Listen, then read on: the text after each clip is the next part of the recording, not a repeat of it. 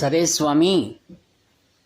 ఆ తర్వాత ఆ పళ్ళు తీసుకొని ఇంకా బిడ్డను ఎత్తుకుంటా ఉన్నప్పుడు స్వాములు వారు అడిగారు, సోమమ్మ, విఠలం దగ్గర దర్శనానికి వెళ్ళావు కదా, అక్కడ ఆ యొక్క పంతులకు కొంచెం పైకమిచ్చి ఆ యొక్క పండరినాథుని శిరస్సుపై ఉన్నటువంటి కిరీటాన్ని కొంచెం తొలగిస్తే చూస్తాను అని అన్నావా అన్నారు. ఆమె ఆశ్చర్యపోయింది. అవును స్వామి అంది. మరి ఆ పండితులు ఆ యొక్క రుమాల్ పేట ఉండింది, సిల్క్ పేట, దాన్ని జరిపేటప్పుడు అతని చెయ్యి కాస్త తగిలింది, దానివల్లనే నీ బిడ్డకి ఇలా అయిందమ్మా అన్నాడు. అంటే కొంతమంది డబ్బిచ్చి పురోహితులను అడుగుతుంటారు, ఇలా చేయండి అలా చేయండి అని. అలా అడగరాదు. మనం వెళ్ళి పాదాలను దర్శించుకొని రావాలి. స్వాముల వారు ఏం చెప్పారు, విఠలను దర్శనం చేసుకొని రండి అన్నారు. పాదదర్శనం చేసుకొని రావాలి అనగానే అప్పుడు ఆమె, నాది పొరపాటు అయింది స్వామి అన్నారు. సరే వెళ్ళిరామ్మా అని చెప్పి దీవించారు. 15 రోజులకల్లా ఆ శిరస్సు పునకాంతం అది యథాప్రకారంగా అయింది. ఈ విధంగా మహాస్వాముల వారు ఇలాంటి మనకు వారు ఎక్కడ ఉన్నా అన్నీ చూడగలరన్నమాట. అది ఉన్నటువంటిది. అందుకే భగవంతుడు సర్వవ్యాపి. సర్వవ్యాపి అంటే అన్నిటినీ చూడగలడు ఆయన. అందుకే సహస్ర శీర్ష పురుష సహస్రాక్ష సహస్రపాత్, అన్ని దృష్టి వారికి ఉంటుంది. కరుణా దృష్టి మరియు విశ్వదృష్టి. మరొకసారి ఏం జరిగింది, భార్యాభర్త స్వాముల వారి దగ్గరికి వచ్చారు. ఆయన పెద్ద ఉద్యోగి, కాస్త విచారము ఆచారం ఉండేవారే. భర్త వచ్చి దండం పెట్టుకున్న తర్వాత భార్య అంటుంది, స్వామి మీ అనుగ్రహంతో మేము అంతా బాగున్నాం స్వామి, మరి సంతోషం, వెళ్ళరండి అమ్మా అన్నారు. స్వామి అని, పర్వాలేదమ్మా అంటే, మా ఆయన ఎక్కువగా కాఫీ తాగుతారు స్వామి అంది. కాఫీ అంటే స్వాముల వారికి పడదు, కాఫీ తాగరాదు, ఆయనకి ఇష్టం ఉండదు. ఎన్నిసార్లు తాగుతారమ్మా అన్నారు. ఉదయం తెల్లవారు లేస్తే 2 సార్లు, మళ్ళా టిఫిన్ చేసిన తర్వాత 2 సార్లు, ఇలా ఆఫీసు ఎన్నిసార్లు తాగుతారో స్వామి, ఆయన ఆరోగ్యం ఏమవుతుందో నాకు తాపత్రయంగా ఉంది, మీరే ఎలాగైనా చూడండి స్వామి అని అడిగింది. చూడండి ఎలా ఉంటాయంటే, మహాస్వాముల వారు పరమాచార్యుల దగ్గరికి వెళ్ళి చిన్న చిన్న విషయాలు కూడా అడగడం అంటే మనకు ఆశ్చర్యం అనిపిస్తుంది. ఇవన్నీ స్వంతంగా మనము ఆలోచించి విచారించి మనం సరి చేసుకోవాలి, కానీ అది వారి వరకు తీసుకువెళ్ళి చెప్పడం.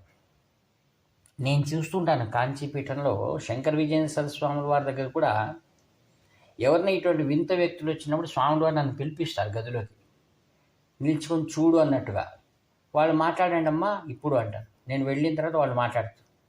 ఎంత చిన్నవి అడుగుతుంటారంటే, మా పిల్లవాడు నా మాట వినటం లేదు, మా ఆయన నాకు డబ్బులు ఇవ్వటం లేదు. నేను అంటాను, ఆధ్యాత్మికమైనటువంటి మహాస్వాముల దగ్గర, పీఠాధిపతుల దగ్గర వారు అడగడం ఏమిటి, స్వాముల వారు కూడా ఇవన్నీ కూడా వింటారు కదా అని. ఎందుకో కాంచీపీఠంలో మాత్రం ప్రతిదీ కూడా శ్రీవారికి చెప్తుంటారు. మరి వారికి ఎంత ఓపిక ఉండాలి, మరి వారు ఏమనుకుంటారో నాకంటూ ఏం వింతగా ఉంటుంది. ఎప్పుడు కూడా మనం ఏదైనా మనకు సంబంధించిన చాలా పెద్ద ప్రాబ్లమ్స్ ఏమైనా ఉంటే అడిగితే అది సముచితమే. అంటే అనుకుంటాను, స్వాముల వారు అంటే వారికి తండ్రి, అన్నీ వారికి. ఈ విధంగా అడగగానే సరేలేమ్మా అన్నారు. ఆమె భర్తకు చెప్పారు, కొంచెం కాఫీ వదిలేస్తే మంచిది అన్నారు. సరే వారు వెళ్ళిపోయారు. వెళ్ళిన తర్వాత స్వాముల వారు చెప్పినటువంటి మాట ఆయన పాటిస్తూ ఉన్నాడు. వారం రోజులు అయిపోయింది. అయినా మనిషికి ఇంద్రియాలను గెలవడం కష్టమండి. అందులో జిహ్వా చాపల్యం మరీ కష్టం. కొందరు వాగుతూనే ఉంటారు, కొందరు తింటూనే ఉంటారు, కొందరు అలా అంతే జిహ్వా చాపల్యం. పాపం ఆయన ప్రయత్నం చేశాడు, కాలేదు. ఒకరోజు ఏమైనా సరే కాఫీ తాగాలి అని నిర్ణయించుకున్నాడు. పాపం నిర్ణయించుకొని కాఫీ వేడివేడిగా తయారు చేసి స్వాముల వారు పటం ముందు పెడదాం, ఆయన్ని అనుమతి అడుగుదాం ఇది ప్రసాదంగా తీసుకుంటాం. మనిషి ఏదైనా ఉపాయం పన్నుతాడండి, ఏదైనా ఉపాయమే మనిషికి. అలా చేసి పాపం అని తాగేశాడు. అలా 5 రోజులు అయింది. ఆ తర్వాత 5 రోజుల తర్వాత ఒకసారి వెళ్దామని మఠానికి భార్యాభర్త వెళ్ళారు. స్వాములు వారు చూస్తున్నట్టే, ఏమ్మా అంత క్షేమమే కదా, కాఫీ గట్రా నిలబెట్టారు. అంటే లేదు స్వామి, బాగా తగ్గిపోయింది, మీ చలువ మీ ఆశీర్వాదం అంటే. సరే, స్వాములు వారు ఆయనతో కాఫీ బాగా తగ్గించేసావా అన్నారు. అవును స్వామి, బాగానే తగ్గించేశాను. అవునవును, ఒకసారి చూడు అని నాలుకను బయట పెట్టారు. ఆయన నాలుకను బయట పెడితే ఆశ్చర్యమైపోయింది. ఏం స్వామి, నాలుగంత కందిపోయింది కదా అంటే, మరి నువ్వు వేడి వేడి కాఫీ నాకు రోజు ఇస్తున్నావు, అందుకే నాలుగు ఇలా అయిపోయింది చూడన్నారు. దీనివల్ల మనకేమనిపిస్తుంది చెప్పండి? ఆయన చెన్నైలో ఆయన ఏమనుకున్నారంటే, అక్కడ స్వాముల వారు అనుమతి తీసుకుని తాగుదామనుకున్నప్పుడు స్వాముల వారు మరి స్వీకరించాలిగా. చూడు ఇంత వేడి తాగాను నేను అన్నారు ఆయన. మనం చాలామంది ఏమనుకుంటామంటే, దేవుడి పటాల ముందర, విగ్రహాల ముందర ఏదో సాంప్రదాయంగా మన నైవేద్యాలు చేస్తున్నాము, ఆ దేవతలు ఎక్కడ తీసుకుంటారులే అని భావన కొంతమందికి ఉంటుందండి. కావున అలా ఉండకూడదు. వీరంతా అవతార పురుషులు, అందుకే వారి దగ్గరికి సామాన్య విషయాలు తీసుకెళ్ళకూడదు అని మొదట్లో నేను ప్రస్తావించాను. మరి ఒక్కసారి ఏమైంది, శ్రీవారు బాంబే దగ్గర ఒక గ్రామంలో ఉన్నారు. మరి స్వాముల వారు ఉంటే అందరూ వెళ్ళి దర్శనం చేసుకుంటూనే ఉంటారు కదా.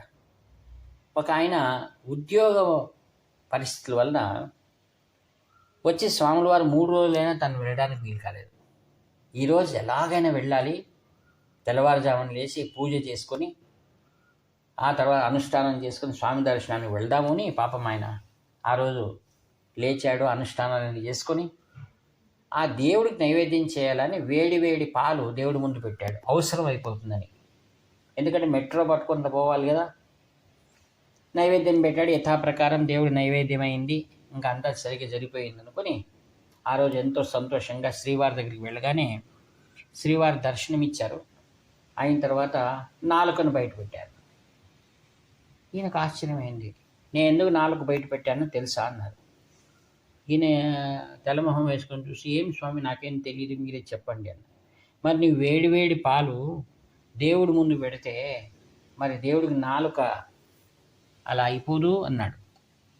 చూడండి, దీన్నే వేదం ఏం చెప్తుందంటే, అంతర్బహిశ్చ తత్సర్వం వ్యాప్య నారాయణ స్థిత.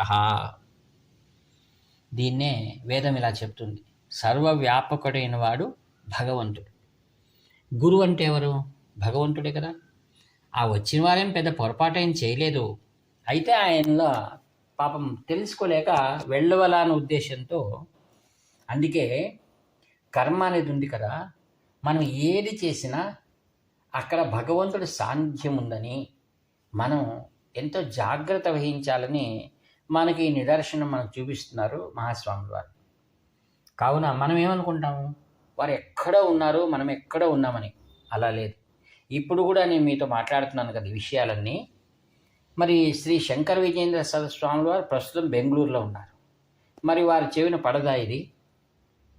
ఎప్పటికైనా సరే ఎన్నో నిదర్శనాల్లో వారు ప్రత్యక్ష దర్శనమైనట్టుగా నాకు ఎన్నో విషయాలు వారు చూచాయిగా తెలియజేశారు.